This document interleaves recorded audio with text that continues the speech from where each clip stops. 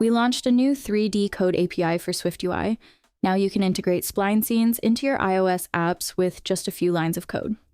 With this API, you'll be able to trigger events and transitions, change object properties, update variables, and much more. So let's quickly take a look and see how it works. Before we dive in, let's quickly walk through this Spline scene. This heart has two states with interactions.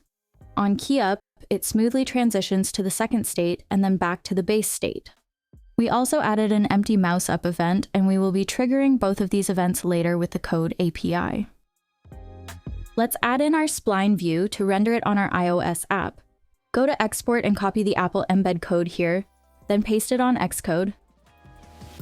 Nice.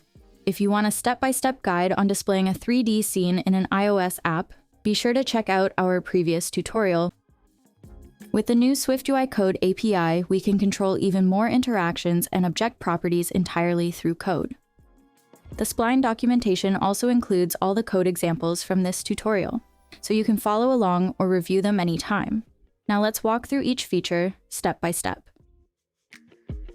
To get started with the API, the first step is to create a Spline controller and pass it into the Spline view initializer for the view you want to control. Think of the controller as a bridge between your Swift code and the 3D scene. It allows you to control scene objects, trigger smooth animations, and respond to events in real time. Let's add this code snippet now to see how it works.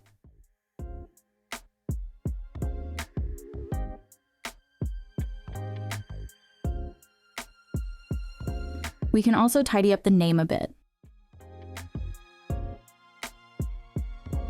Nice. To get a clean top and bottom area, let's add some modifiers to the Spline view. Done. A quick note to keep in mind. Each controller instance can control only one view. Do not reuse the same controller for multiple views. You can query any Spline object in the scene via these two functions. Once you have the object, you can read or modify any of its properties directly. For example, let's add a button here to modify the object's position.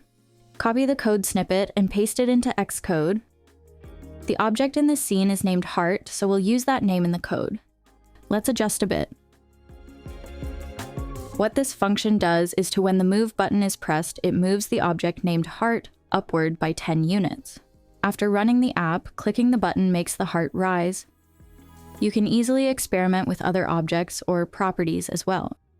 For example, change the object name to base to move the pedestal upward. Adjust the position values to move an object downward instead.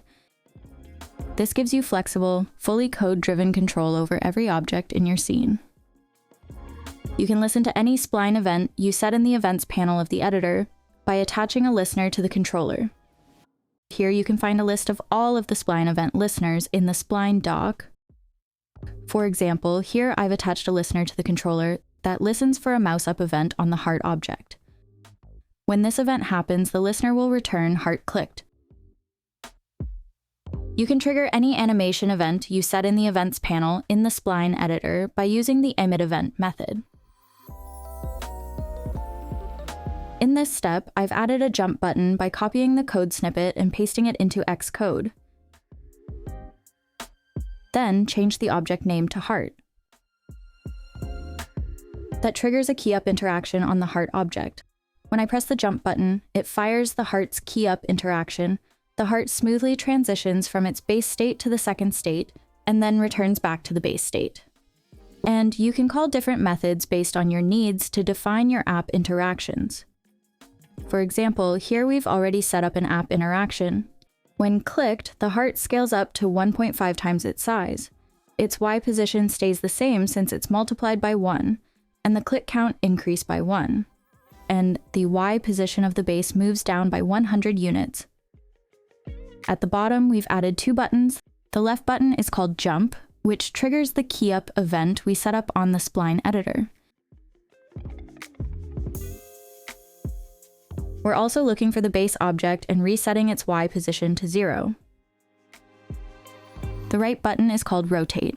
Each time you click it, the heart rotates an additional 40 degrees along the Y-axis. With Spline's new 3D code API for SwiftUI, you can take full programmatic control over how your 3D scenes look and interact. You can find all the Spline controller methods in the Spline documentation, and we've also prepared an Xcode demo project for you to explore in detail.